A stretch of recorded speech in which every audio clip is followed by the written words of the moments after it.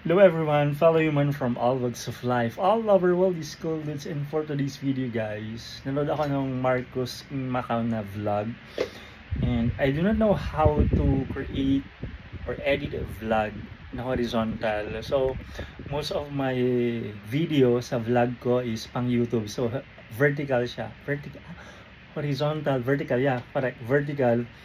So, yun, sana matutunan kong mag-edit ng ganun kasi mas marami kasi yung viewers sa Facebook kaysa sa YouTube. Pero yung YouTube ko monetize na, yung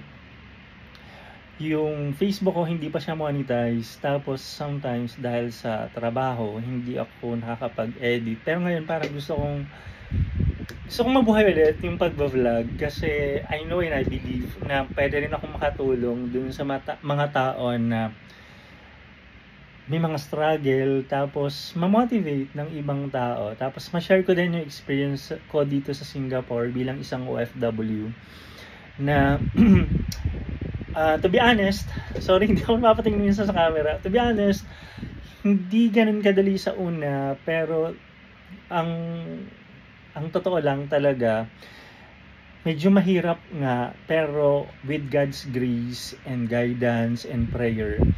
Kasi di ba tayo mga Pilipino, namuhay tayo, kumbaga, in-impart sa atin ng Catholicism and Christianity or any other belief na nag-root sa mga lolo't lola natin, tapos na-impart tayo about faith.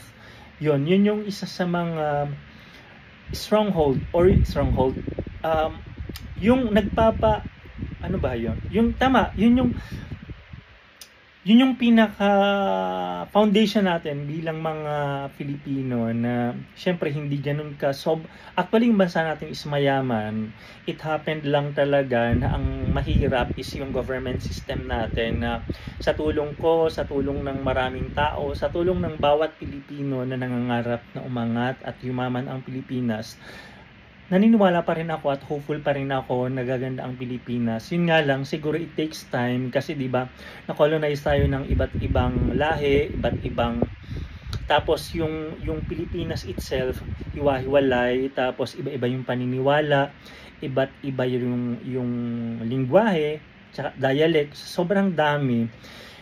I think we are united naman united as one kasi lahat naman tayo kahit pa minsan nag-away-away yung iba sa politics, sa religion, we are united kasi lahat naman, majority ng mga Filipino is mabuti at saka we are aiming for good. Yun nga lang iba kasi parang blinded yung mind is blinded din yung action nila na gumagawa minsan sila ng hindi maganda. So that's why ang choice din minsan sa mga leader is minsan nagkakamali, pero sana habang tumatagal magkaroon tayo ng unity for better, for good, hindi dahil sinabi lang neto we believe.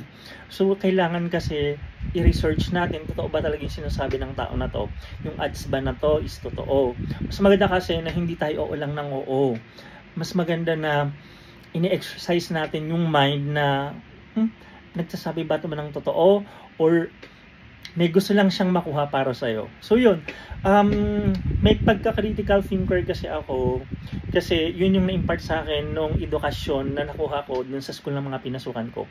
And especially yung huli, which is sa mga Pilipino, kung may bibigyan kayo ng chance na makapasok, ay advice talaga na pumasok kayo sa UP kasi very different yung approach ng learning, plus ang daming matatalinong estudyante, matatalino yung professor, and you will learn how to be a critical thinker. Though yung ibang tao natatakot kasi sa halimbawa yung curriculum, wala naman talaga totally nakakatakot ang isang bagay pag hindi mo alam. So the more you discover something, the more nawawala yung fear kasi normally yung mga tao na natatakot sila kasi they do not know. But if you will discover, especially the good things, if you discover, if you research about all the good things, so lahat ng mapupunta sa'yo good, right? So bilang isang OFW, sana yung mga OFW natin worldwide masuportahan tong vlog na to. Sana hopefully, and then magkaroon ako ng bosses online to share good things and to share yung mga experiences ko dito sa Singapore din and for future endeavor in life. And then like sabi nga ni Marcos in Macau, ako ako din, kahit may nag-advance na yung years ko, I'm still discovering ano ba talaga yung real purpose ko. Kasi I love computers, pero minsan pag napapagod na ako, parang tama pa ba itong ginagawa ko? Pero may ganung moment ako, pero sabi ko, nabibless naman ako dito sa skills na to, sa work na to, pero didiretso ka na lang. But right now, ang focus ko is not only just technology, but ang focus ko din is about investment.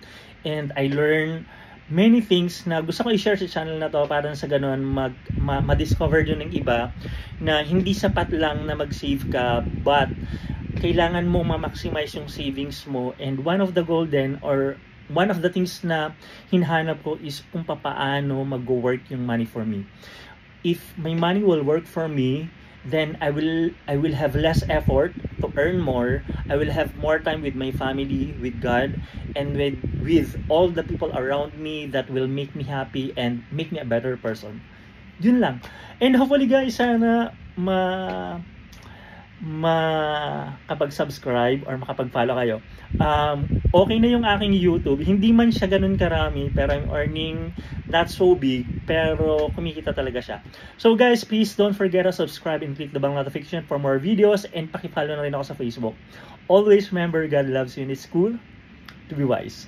Bye for now and see you in my next video. Bye-bye!